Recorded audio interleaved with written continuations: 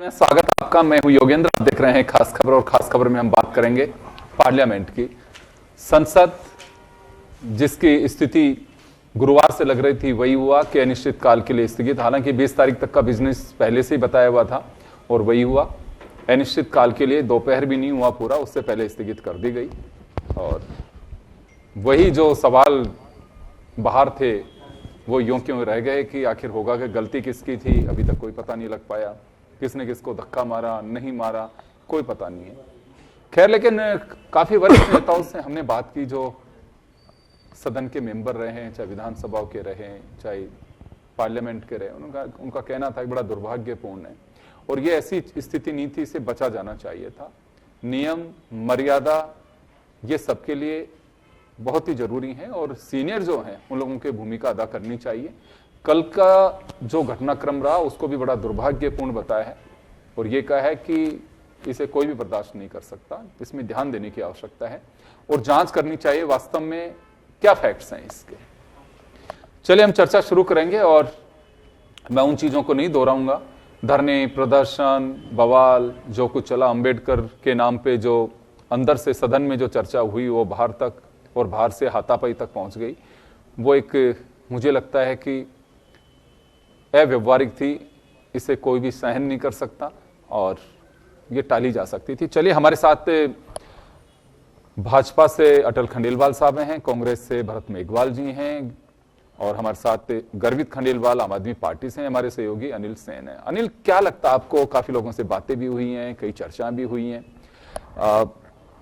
एक गैर जिम्मेदाराना हरकत कहें, व्यवहार कहें, क्योंकि देखिए पहले तो सबसे बड़ी चिंता की बात यह होती है कि हाउस की बैठकें कम होने लग गई होती हैं, तो उनमें वो चर्चाएं होनी चाहिए जिस पे जनता की नजर होती है कि मेरे हक से मतलब है जनता के हक की बात वहां कुछ हो पाएगी।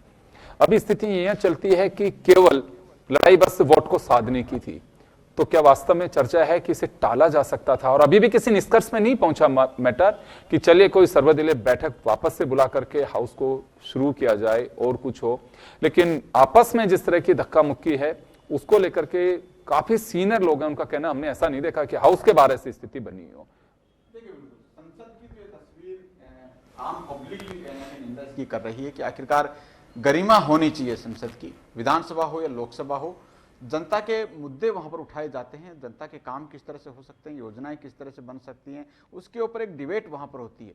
हमने देखा संविधान दिवस के उपलक्ष्य में संविधान पर जिस तरह से चर्चा हुई, लगा था कि जो गतिरोध बना हुआ सदन में शायद वो टूटेगा और एक सार्थक बहस वहां से होगी। 2 दिन तक अलग अलग राज्यसभा और लोकसभा के अंदर चर्चा जिस तरह से हुई, अलग अलग सदस्यों ने उसके अंदर भाग लिया, एक अच्छा प्रतिरूप देखने को मिला संसद का। लेकिन उसके बाद में धक्कामार सियासत जिस तरह से चली और फिर पूरी तरह से सियासत को देखा जाए या फिर बयानबाजी वहां पर देखी जाए, संसद का दूसरा ही रूप देखने को मिला।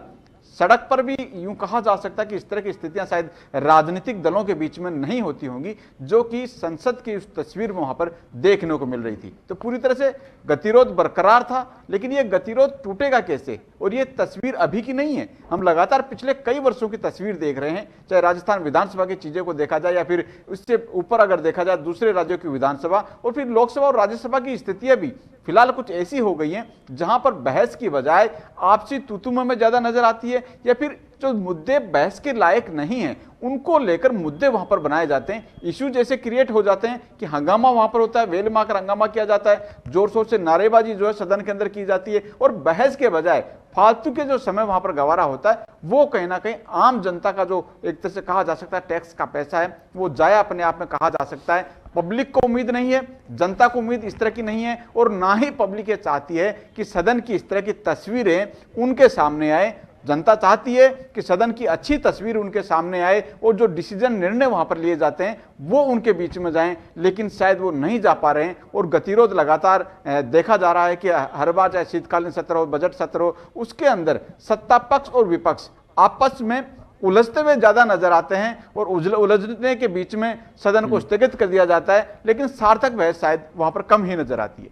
बिल्कुल, जिस पार्लियामेंट के लिए दुनिया मुरीद थी उसकी और ये माना भी जाता है कि वाकई अगर डेमोक्रेटिक बहस देखनी है तो भारत में देखनी चाहिए, क्या बड़प्पन होता है, क्या व्यवहारिक बहस होती है। लेकिन अब वो मुझे लगता है कि धूमिल होती जा रही है और सभी की जिम्मेदारी है, कोई एक तबके को हम दोषी नहीं ठहरा सकते। लेकिन फ्लोर मैनेजमेंट कहीं ना कहीं गड़बड़ाता दिखाई देता है कि व्यक्तिगत हित को ये साधने के लिए कोशिश की जाती है कि मेरा अहम उससे बड़ा है। मैं गर्वित आपके पास में आना चाहूँगा, आप लोग भी विपक्ष के सदस्य हैं, इंडिया ब्लॉक के भी आप लोग गठबंधन में हैं। क्या लगता है, कभी कुछ चर्चा हुई आप लोगों की, और आप खुद भी एक नागरिक भी हैं, इस तरह की जो घटनाएं चर्चाएं होती हैं, कभी मन को ऐसा महसूस होता है कि हाँ क्या हो रहा है? बिल्कुल योगेंद्र जी, देखिए संसद को चलाना सबसे बड़ी जिम्मेदारी सत्ता पक्ष की है। आज की डेट में सत्ता पक्ष जो है वो भारतीय जनता पार्टी है। भारतीय जनता पार्टी की ये संसद चलाना उनकी जिम्मेदारी है। आज आप अगर रिकॉर्ड उठा के देखेंगे तो पिछले 10 साल में संसद जितनी बार एडजॉर्न हुई है, जितनी बार डिसरप्ट हुई है, उससे वो रिकॉर्ड सर्वश्रेष्ठ रिकॉर्ड है। आज आप आज़ादी के बाद से 2014 तक देखेंगे तो इतनी बार संसद एडजॉर्न नहीं हुई और डिसरप्ट नहीं हुई जितनी पिछले 10 साल के कार्यकाल में हुई है। बीजेपी को, भारतीय जनता पार्टी को जो भी अपना एजेंडे के तहत जो भी बिल पास करवाना होता है वो सारे बिल पास हो जाते हैं। लेकिन वहीं विपक्ष आज की तारीख में चाह क्या रहा है? विपक्ष चाह रहा है कि दिल्ली की कानून व्यवस्था पे चर्चा हो, मणिपुर पे चर्चा हो। आप लोग ये चर्चा नहीं करा रहे, लेकिन आपके एजेंडे के तहत जो भी आपको वन नेशन वन इलेक्शन वाला बिल आप लेकर आए, वो प्रस्तुत करा, वो चलाना है, वो सब चल रहा है। और आप जो आज एक एक दिन के सत्र पे की कार्यवाही पे करोड़ों रुपए खर्च होते हैं, वो व्यर्थ हो रहे हैं। और इससे कितना हर एक नागरिक को कितना पेन होना चाहिए वो दिख रहा है। दूसरी चीज, आज पूरी संसद की कार्यवाही पिछले 3 दिन से इसी में उलझी रही कि राहुल गांधी ने किसको धक्का दिया, किसको नहीं दिया। तो उसके लिए आप कानून का उपयोग कीजिए। अगर आपके इंजरी आई है तो आप FIR करवाइए। क्यों संसद में इतने करोड़ों रुपए खर्च हो रहे हैं? क्यों आप उसकी कार्यवाही में व्यथान बना रहे हैं इतनी सी बात को लेके? ये नो डाउट ये एक दुर्भाग्य है भारत में कि संसद में ऐसा हुआ। तो उसके लिए आप कानून का उपयोग कीजिए, आप FIR करवाइए, पुलिस इन्वेस्टिगेशन करेगी। अगर आपके पास सबूत है तो आप दीजिए, आप CCTV कैमरे की रिकॉर्डिंग दे दीजिए, जिसने धक्का दिया है स्थिति सामने आ जाएगी। और अगर आपके पास CCTV कैमरे की रिकॉर्डिंग नहीं है तो आप मना कर दीजिए, नहीं है। तो ये एक मेरे लिए ही नहीं, एक संपूर्ण एक जिम्मेदार नागरिक होने के नाते भी ये मेरे एक बहुत दुर्भाग्य है और एक बहुत पेनफुल दृश्य है जो पिछले 10 साल से चल रहा है पार्लियामेंट में। चले भरत, आपके पास में आना चाहूंगा। खैर चलिए, गर्वित कह रहे हैं कि सत्ता पक्ष, बात सही है, सत्ता पक्ष की जिम्मेदारी होती है, लेकिन सहयोग की अपेक्षा विपक्ष से भी होती है कि सहयोग करके चलाएं। देखिए, हाउस का सर्वदलीय बैठक का मतलब ही यही होता है कि सब मिलके चलेंगे और मिलके चलाना भी चाहिए। और मुझे लगता है कि गतिरोध कितना भी बड़ा क्यों ना हो, इस पार्लियामेंट का अपना एक एक्सपीरियंस है लोगों का, और काफी सीनियर हाउस मेंबर्स आज भी हैं, वो इस तरह के गतिरोध को टूटते भी देखा है और बनते हुए भी देखा है, उनका अपना एक एक्सपीरियंस है। और मुझे लगता है कि अगर अहम ऐसे ही बरकरार रहा तो भगवान मालिक होगा इस पार्लियामेंट का। और जैसे सड़क पे अगर कोई झगड़ा होगा तो लोग कहते रहेंगे क्या पार्लियामेंट समझा हुआ है क्या? तो भरत जी, इसको पार्लियामेंट भी अगर नगर निगम बन रहा है तो फिर क्या होगा? देखिए योगेंद्र जी, आपने जैसे शुरुआती बात में कहा फ्लोर मैनेजमेंट, और मैं मानता हूं कि जनता के द्वारा चुने गए जनप्रतिनिधि जब लोकसभा और राज्यसभा में जाते हैं तब तो अपनी जनता के मुद्दों को रखते हैं, इस देश के मुद्दों को रखते हैं। लेकिन पिछले 10 वर्षों में हम ये देख रहे हैं कि जो फ्लोर मैनेजमेंट का काम अध्यक्ष जी का होता है वो बिल्कुल भी नहीं हो पा रहा। किसी न किसी तरह का एक सत्ता पक्ष की तरफ झुकाव होता है। हमने देखा कई बार जब विपक्ष के मुद्दों पर माननीय राहुल गांधी जी या खड़गे साहब या अन्य कोई इंडिया अलायंस के सांसद या विपक्ष के सांसद अपनी बात को रखते हैं तो कहीं ना कहीं उनको रोका जाता है, टोका जाता है, उनके जो बातें उन बातों को रिकॉर्ड से हटा लिया जाता है। कई बार जो कैमरा है उनके ऊपर कैमरा नहीं लाया जाता, उनकी बातों को परिपूर्ण नहीं होने दिया जाता, और ये सब चीजें हमें देखने को मिली। और सबसे बड़ी दुर्भाग्य की बात आप ये देखिए कि संविधान के ऊपर जहां चर्चा हो रही थी और जिस संविधान की रूपरेखा बाबा साहब ने रखी, जिस संविधान को लोकतंत्र में सबसे अहम सबसे शुद्ध किताब माना गया, उनके जो बाबा साहब है उनके ऊपर अमित शाह जी द्वारा किस तरीके से अशोभनीय टिप्पणी की गई। और वही संविधान सभी लोगों को यह अधिकार देता है कि वह विरोध प्रदर्शन कर सके। संसद के अंदर माननीय राहुल गांधी जी और सभी जो कांग्रेस के नेता थे उन्होंने आराम से एक मार्च करके उन्होंने वहां पर प्रदर्शन किया। लेकिन आप देखिए, जिस संसद के अंदर डंडों की अनुमति नहीं है, वो भारतीय जनता पार्टी के मकर गेट के ऊपर डंडे लेकर घूम रहे हैं। और डंडे लेकर घूमने के बाद वो कहते हैं कि हमने धक्का मुक्की साहब राहुल गांधी जी ने कर दी, जिसका कोई एविडेंस नहीं है, जिसका कोई सीसीटीवी फुटेज नहीं है। शिवराज सिंह जी सिर्फ पीसी करते हैं और मनगढ़ंत बातें करते हैं। अभी तक ये नहीं बता पाए कि इनके पास कोई एविडेंस है क्या धक्का मुक्की का, और किस तरीके से सत्ता पक्ष को अपने बिलों को पास करने के लिए ये चीजें करनी पड़ती है, वो आपके और हम सबके सामने है। मणिपुर 1 साल से जल रहा है, इस देश के अंदर मणिपुर की आवाज नहीं सुनी जा रही। नॉर्थ ईस्ट के मामले में जब जब बात होती है तो हेमंत सोरेन बिस्वा जी, प्रधानमंत्री जी, अमित शाह जी बड़ी बड़ी बातें करते हैं, लेकिन जब वहां के अधिकारों के लिए, उनके लोगों की तकलीफों के लिए बात की जाती है तो प्रधानमंत्री जी कोई जवाब नहीं देते। अडानी जैसे बड़े मुद्दे पर जेपीसी की मांग विपक्ष कर रहा है, उस विपक्ष की मांग को नहीं सुना जाता। तो कहीं ना कहीं एक तानाशाही प्रवृत्ति भारतीय जनता पार्टी द्वारा लोकसभा में अपनाई जा रही है। लोकसभा के अंदर भारतीय जनता पार्टी के सांसद किस तरीके से अशोभनीय भाषा का धर्मों के लिए उपयोग करते रहे, उन पर कोई कार्रवाई नहीं होती, और वहीं जब विपक्ष के सांसद अगर गलती से अध्यक्ष जी के लिए, राष्ट्रपति जी के लिए या किसी और के लिए कुछ कह देते हैं तो किस तरीके से भारतीय जनता पार्टी, आपने देखा होगा कि नहीं कहना चाहिए कि कैसे विरोध प्रदर्शन करती है।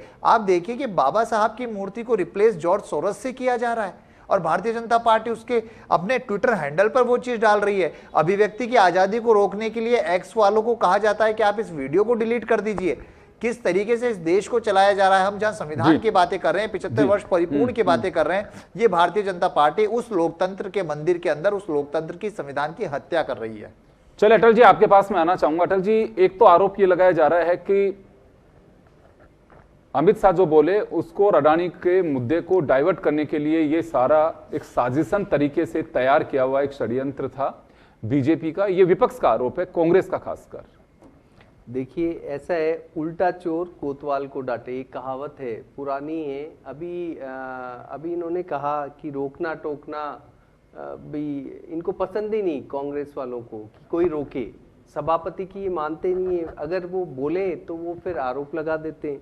तो ये लोग, क्योंकि इन्होंने कभी ऐसा चाहा ही नहीं, इन्होंने सोचा भी नहीं, ये सत्ता की चाह का कारण है। और रही बात, देखो, तथ्यों को तोड़ मरोड़ करके जिस तरीके से इन्होंने अमित शाह साहब की बात को पेश किया, उन्हीं बाबा साहब के लिए आप याद करो, कांग्रेस ने 2 बार तो उनको सहयोग नहीं देकर के हराया। ये बिल्कुल स्टेटमेंट, 2 बार हराया है उनको। 1951 के अंदर नेहरू जी मतलब से त्रस्त होकर के बाबा साहब ने कांग्रेस से इस्तीफा दे दिया। 1946 के अंदर आप ये देखिए कि बाबा साहब अंबेडकर जी, नेहरू जी ने एक लेटर लिखा राजकुमारी अमृत कौर को, और बाबा साहब पर इन्होंने आरोप लगाए कि अंग्रेजों के साठगांठ हैं और देशद्रोही है। और बाबा साहब को 50 साल राज करने के बाद भी भारत रत्न नहीं दिया, बीजेपी ने दिया है। और रही बात बाबा साहब की, ये बात करते हैं तो राजीव गांधी जी, नेहरू जी, इंदिरा गांधी जी, सबको भारत रत्न ले लिया, सबने ले लिया, लेकिन बाबा साहब तब नहीं दिखाई दिए। लेकिन जब दलित जो इनके वोट बैंक थे, जो गरीब वंचित थे, वो खिसकने लगे, तब ये जाकर के बाबा साहब को याद कर रहे हैं। अरे हम तो शुरू से कह रहे हैं कि ये सत्ता का जाने के कारण ये सारा जो डीप स्टेट के साथ ये जो राहुल गांधी जी और उनकी पार्टी के लोग मिल गए और भारत के लोकतंत्र को अस्थिर कर रहे हैं। और जिस तरीके से देश आगे बढ़ रहा है, माननीय प्रधानमंत्री जी के इस कार्यकाल के अंदर जिस तरीके से भारत प्रगति कर रहा है, उसको विदेश के लोगों के साथ आकर के डिस्टेबलाइज करना और लोकसभा को नहीं चलने देना, कोई भी बोले तो उसको, चलिए आप ये राष्ट्रपति पर चाहे जैसे अशोभनीय, इनका ये कहना है कि डाइवर्ट करने के लिए सारा कुछ किया गया कि बीजेपी डाइवर्ट करेंगे, कि बीजेपी आप बताइए, किसान आंदोलन को ले लीजिए, किसी और आंदोलन को, ये सारे आंदोलन एग्जैक्टली सत्र शुरू होने के पहले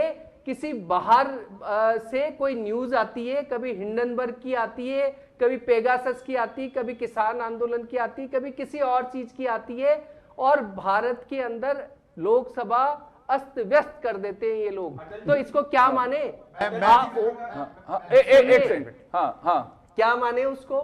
चला करके आप एक बात बताइए, ये जो प्रताप सिंह सारंगी और ये इनके लिए कितनी ज्यादा चोट आई है? आप किसको अपने शारीरिक स्वास्थ्य इनका ये कहना, इनका ये कहना, सुनिए सुनिए अटल जी, अटल जी, किसको दिखा अटल रहे जी, हो? अटल जी, अरे अटल जी, शारीरिक अटल जी, अटल जी, लोकतंत्र का अटल जी, निर्वाह करते हैं, वरना अटल ये जी, आरोप लगाएंगे। अटल जी, कांग्रेस का ये कहना है कि चारों तरफ सीसीटीवी कैमरे लगे हुए हैं, अब तक तो कैमरे सामने आ जाने चाहिए थे वीडियो कि वास्तव में किसने तो धक्का दिया और नहीं ये दिया। सब एक बात बताइए, अगर हमारे पास प्रमाण नहीं होता तो हम एफआईआर कराते क्या? कभी भी सुनिए, अरे आप पढ़े लिखे लेकिन हैं, हम एफआईआर दर्ज होने तो का हम मतलब एफआईआर दर्ज होने का ऐसे मतलब नहीं किसी को करवाने अपराधी वाले। घोषित करना अरे नहीं हम होता ऐसे है। नहीं करवाने वाले। अपराधी घोषित नहीं होता, आप हाँ, पढ़े तो लिखे मैं हैं। चले मैं रोकना चाह रहा हूं भरत जी, भरत जी, एक बार एफआईआर एक सेकंड, अटल जी, अटल जी, अटल जी, एक बार तो रोक रहा हूं। प्रमाण अटल जी, होगा एक हमारे सेकंड, पास। एक मिनट रोकना चाह रहा हूं, रोकना जी, पुलिस का काम हो, जांच करेंगे। मैं अनिल आपके पास आना चाहूंगा, मैं तख्तिया देख रहा हूं सामने अभी, उसमें लिखा हुआ है कि दलित सांसद का अपमान नहीं सहेगा हिंदुस्तान या पार्टी जो भी होगी। दूसरा एक लिखा हुआ कि आदिवासी का अपमान। मुझे एक बात बताइए कि ये केवल घड़ियाली आंसू बीजेपी बहाए चाहे कांग्रेस बहाए, महज वोट बैंक को साधने के लिए शपथ लेते हैं उसी पार्लियामेंट के अंदर कि जाति धर्म से ऊपर। इनकी क्या तुच्छ सोच है पार्टियों की? कोई आदिवासी के नाम पे सिंपैथी जता रहा है, वो हॉनरेबल मेंबर ऑफ पार्लियामेंट है, ये काफी नहीं है कि आदिवासी के धक्का मार दिया, दलित के धक्का मार दिया, ये इसी मूल्य में है, ये घड़ियाली आंसू नहीं है। दूसरा ये बताइए कि अगर अमित शाह ने भी अंदर कह दिया कि अंबेडकर अंबेडकर अंबेडकर बोल रहे, अगर इतना राम राम कहते तो स्वर्ग में चले जाते, ये लोग भी अगले दिन इस बात को लेकर के और वो कह रही है तो तुरंत वहीं पे ऑब्जेक्शन होना चाहिए था। और बीजेपी को भी इतनी लेट याद आ रहा है कि अंबेडकर को इन लोगों ने 2 बार नेहरू जी ने हरा दिया, तो क्या माना जाए इसको? महज एक नूरा कुश्ती, पैसे का बर्बादी, और आदिवासी और दलित क्या उपमाएं दी जा रही हैं वहां पे? देखिए, बिल्कुल ये तो स्पष्ट है कि विपक्ष हो या सत्ता पक्ष हो, दोनों की मंशा शायद सदन चलाने की नहीं है। सदन चलता तो कुछ सार्थक बहस यहाँ पर होती। इस तरह की नोरा कुश्ती करने से पब्लिक में जो मैसेज है, क्योंकि दलित का नाम आता है, कई बार हम देखते हैं कि रेप जैसे कांड होते हैं उसमें दलित जैसे इश्यूज को उठाया जाता है। सदन में हम देख रहे हैं कि इस तरह की अगर धक्का मुक्की का कांड हुआ तो वहां पर भी कहा जा रहा है कि कोई आदिवासी है, कोई दलित है। इन चीज़ों से ऊपर उठ के आज की राजनीति को, आज की सियासत को नए फ्रेम में कहीं ना कहीं कवर करना होगा। नई राजनीति हमने देखा है, नई चाल जरूर वहां पर शुरुआत हुई है, लेकिन इसके आगे एक कदम कैसे बढ़ाया जा सकता है?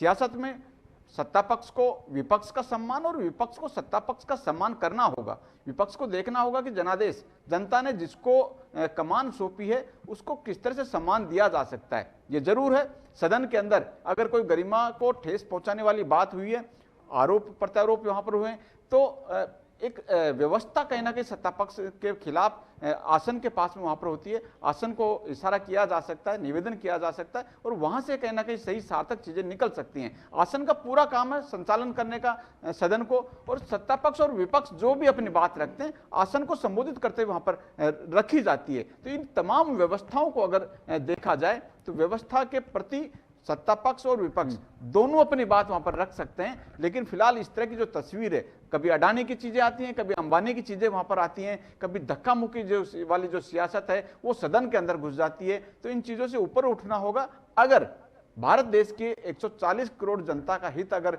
सियासी पार्टी देखती हैं, और उस फ्रेम को हटाना होगा जिसमें कभी दलित कहा जाता है, कभी आदिवासी कहा जाता है, कभी ओबीसी कहा जाता है, इन चीजों से ऊपर उठकर सियासत पार्टियों को 140 करोड़ देशवासी उस उनकी फिक्र करनी चाहिए। इससे मुझे नहीं लगता है कि किसी की वो फिक्र हो रही है, केवल खुद की फिक्र कर रहे हैं कि हमारा वोट बैंक ना खिसक जाए। मैं गर्वित आपके पास में आना चाहूंगा।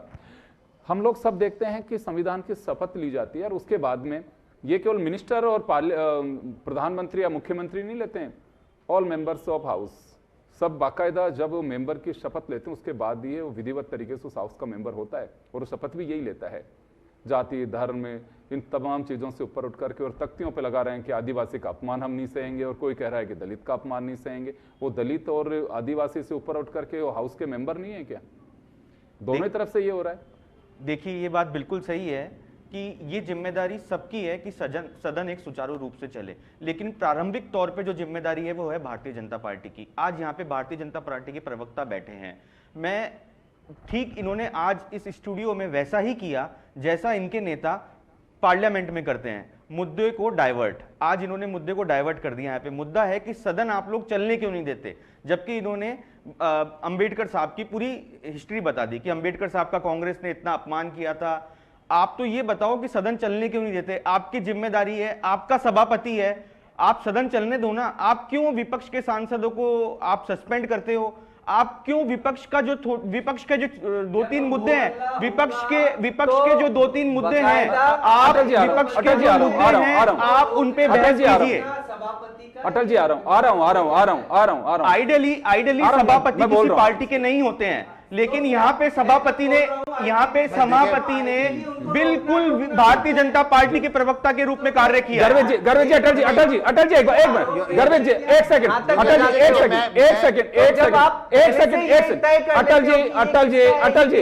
अटल जी देखिए, गर्वित जी मैं आपको भी बताना चाहूंगा कि हाउस में किसी सदस्य को सस्पेंड करना बीजेपी के टाइम पे ही कोई नई बात नहीं है, ये परंपरा रही है।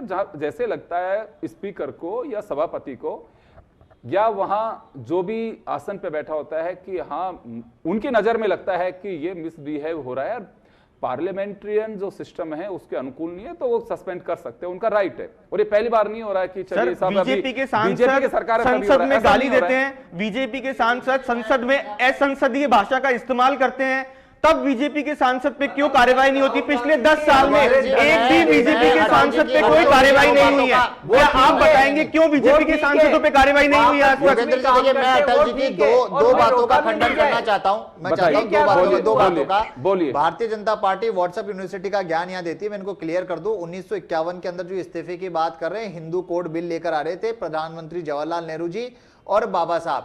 भारतीय जनता पार्टी, हिंदू सभा और श्यामा प्रसाद मुखर्जी ने जनसंघ, उस समय जनसंघ हुआ करता, उन्होंने घोर विरोध किया था। रामलीला मैदान में बाबा साहब के, पंडित जवाहरलाल नेहरू के पुतले जलाए थे और गालियां बकी थी। जो 1956 में जब कांग्रेस पार्टी आई तब 4 भागों में उन्होंने बांटकर Hindu marriage act, Hindu succession इनको करके उनको लागू किया था। तो ये झूठी अफवाहें यहाँ फैलाई। भारतीय जनता पार्टी ने समर्थित सरकार थी। आपने आज तक भारत रत्न आपने कहा दिया, आपने भारत रत्न कहा दिया, भारत रत्न कैसे दिया?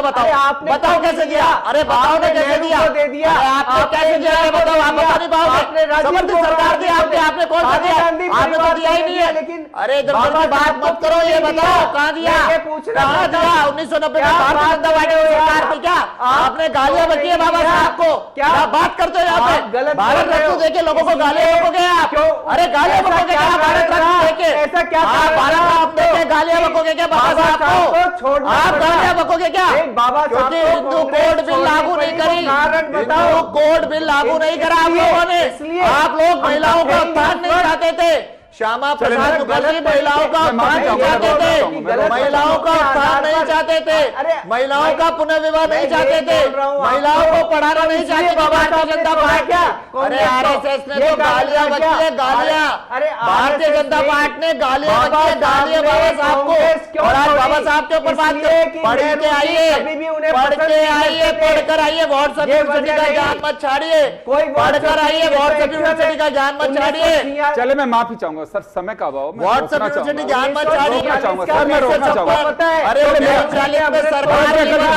भरत जी घूम के सर बात वही आएगी। Bharat ji Bharatiya Janata party WhatsApp university का ज्ञान जो चले कोई बात नहीं, मैं माफी चाहूंगा, व्हाट्सएप यूनिवर्सिटी ज्ञान मत छाड़िए। दिखावा नहीं चाहिए दलितों का। चले मैं माफी चाहूंगा। खैर चलिए, अभी मेरे समझ में नहीं बैठते कि हाउस में अगर ये सोच होती है कि दलित का अपमान, आदिवासी का अपमान, एक तरफ तो कहते हैं हम विकसित राष्ट्र की ओर जा रहे हैं और हमारी सोच अभी दलित और आदिवासियों से बाहर नहीं निकल पा रही है।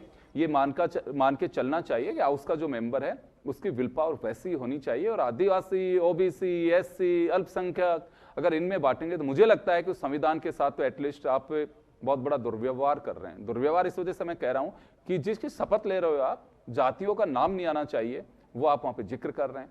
तो मुझे लगता है कि ये घड़ियाली आंसू बहाने की बजाय वास्तव में देश की चिंता करनी चाहिए, आम पब्लिक की चिंता करनी चाहिए। गाड़ी कमाई का पैसा है, टैक्स पेयर्स का, उसको जाया नहीं करना चाहिए। बड़ा मखौल उड़ रहा है इस पार्लियामेंट का।